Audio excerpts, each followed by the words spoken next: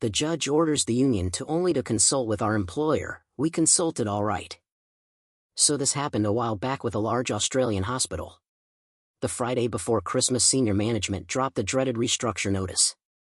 Standard spiel about realignment, better patient outcomes, efficient practice, blah blah blah. They give notice to the staff and unions that consultation closes first week of January. The new employment structure will take place in February. Under the conditions of our industrial award, the employer must make genuine consultation available where the employee has the opportunity to change the employer's mind about making them redundant. The other thing is redundancy payouts are generally good in health in Australia, with a worker with 13 years work history gets a year's pay with $113,000 tax-free plus entitlements such as annual leave and long service leave paid out. Each year you work, your redundancy increases in value to a maximum of 13 years. About 4 to 5%, 200 plus, of staff are going to be made redundant. The union launches into the industrial court arguing that the time given, especially over Christmas, is insufficient. The court agrees and extends the time by 2 weeks but issues 2 statements. 1. The industrial court will not slow down this restructure anymore, and 2. It strongly reminds the unions, there was multiple, that you can only consult.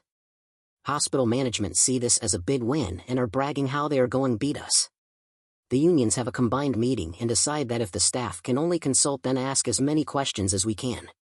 The members are asked to field as many questions as possible. My union alone gathered 1,200 plus questions, with 700 of them unique, another 800 to 900 questions coming from the other unions. As you can imagine, management does not respond well to our combined 2,000 plus questions. They attempt to push on. We head back to court where we remind the judge of his must consult orders. The court tells our employer that they must answer the questions. The restructure is on hold by court order. What were the questions like? Some questions were about legal ramifications due to industrial award requirements, others about professional legal standards, some questions about day-to-day operations, and others about how they would be personally impacted. The court orders both sides to meet back in a month, and hospital management must answer all questions. We get our answers in 3 weeks' time that consist of yes, no, maybe, possibly, and unsure answers. All one-word answers. This is not genuine consultation. We head back to court and the judge is furious about lack of real consultation. The hospital argue it's too many questions to answer, but the judge reminds them they only have to genuinely consult. Come June, we are in a legal holding pattern when hospital management declares that they are changing the restructure on feedback given and issues new restructure papers. The restructure will take place in 4 weeks' time.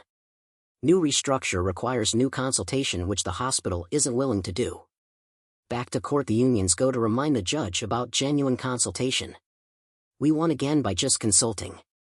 Come December, 1 year after starting all of this, the hospital hires a consultant to get the restructure done. She has the same attitude as hospital management and tries to rush through the restructure without genuine consultation. We head back to court, and at this stage the judge has had enough and notes the unions have played by the rules and the hospital hasn't. We hit back with even more questions and judge decides he will set down monthly meetings with him, chairing them to work through this mess. In total, the restructure takes over 3 years, with loss of a lot less jobs lost than expected. In fact, it was a fraction of jobs expected to go. In some departments we gained jobs by arguing about workloads, etc. The vast majority of people who lost their jobs were close to retirement age and received a handsome payout. They also got 3+ years pay as the restructure took place over that time. Some of the union's members had worked less than the 13 years work history maximum payout before the restructure. The 3+ years of delay increased their payouts. All we did was consult by asking questions as the judge ordered.